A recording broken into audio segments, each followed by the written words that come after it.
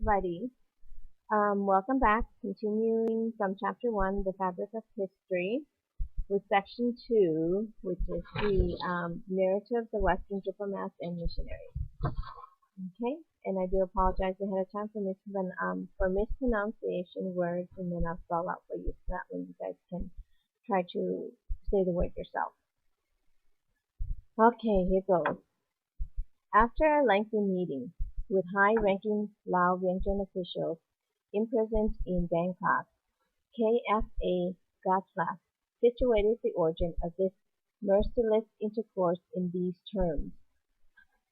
The Southern District, i.e., the name generally given to the Lao kingdoms of Vientiane and Champasak, carry on a very brisk trade with Siam, whither the natives come in long, narrow boats, and it could be rather, so it is Wither. The natives come in long, narrow boats, covered with grass, importing the products of their own country, such as ivory, gold, tiger skins, aromatics, etc., and exporting European and Indian manufactures and some articles of Siamese industry. This trade gave rise in 1827 to a war with the Siamese, who used every stratagem to oppress the subjects of one of the Laos tributary chiefs, Zhao Vientiane, i.e. the Prince of Vientiane.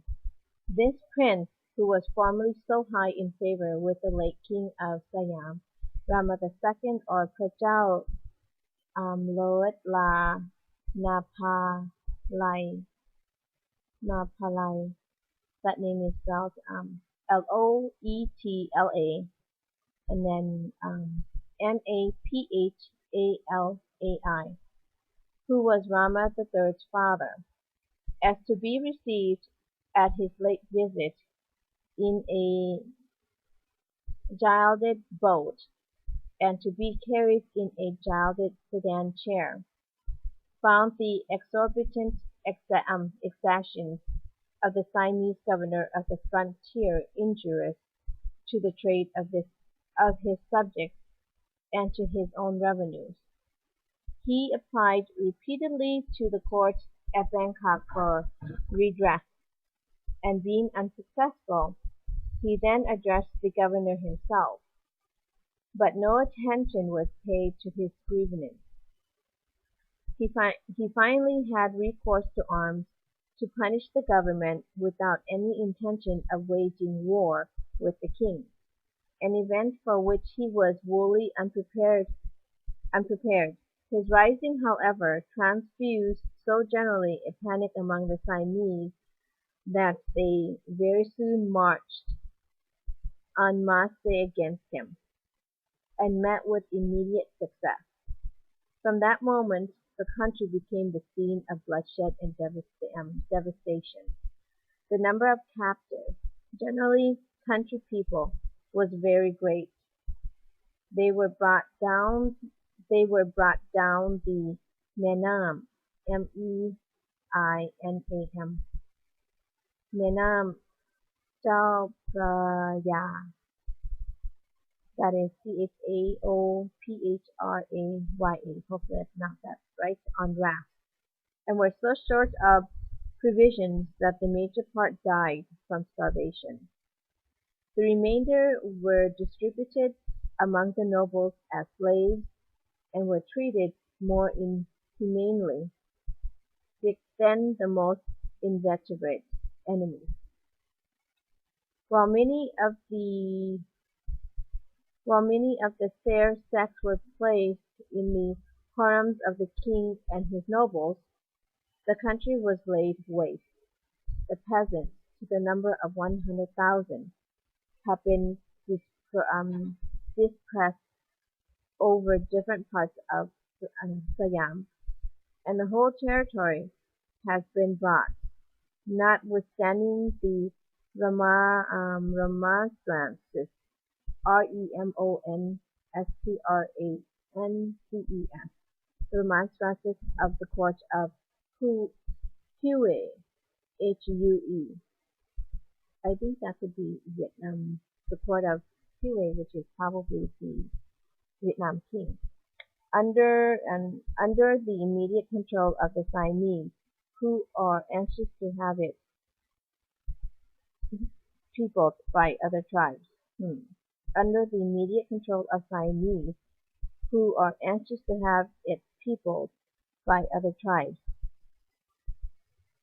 Years later, other European observers would record the chilling impressions that struck them when they visited what remained of Vientiane, and they would measure the Holocaust with epic comparisons.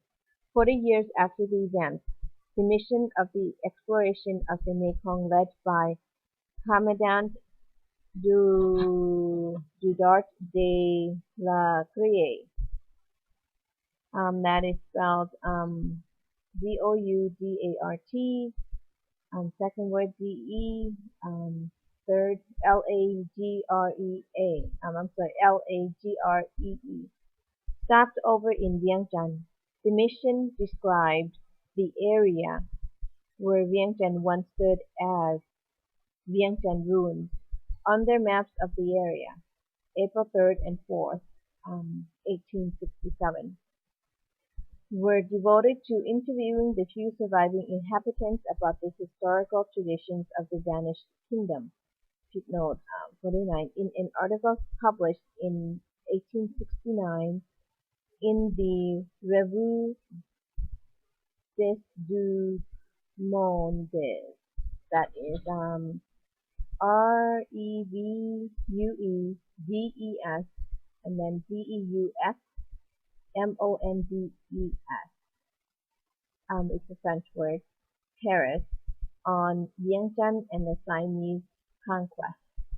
Louis de Garnier, representative of the French Foreign Office, wrote, the Laotians were exterminated or deported in mass, and their capital razed, as Jerusalem was by the Roman army. Footnote 50.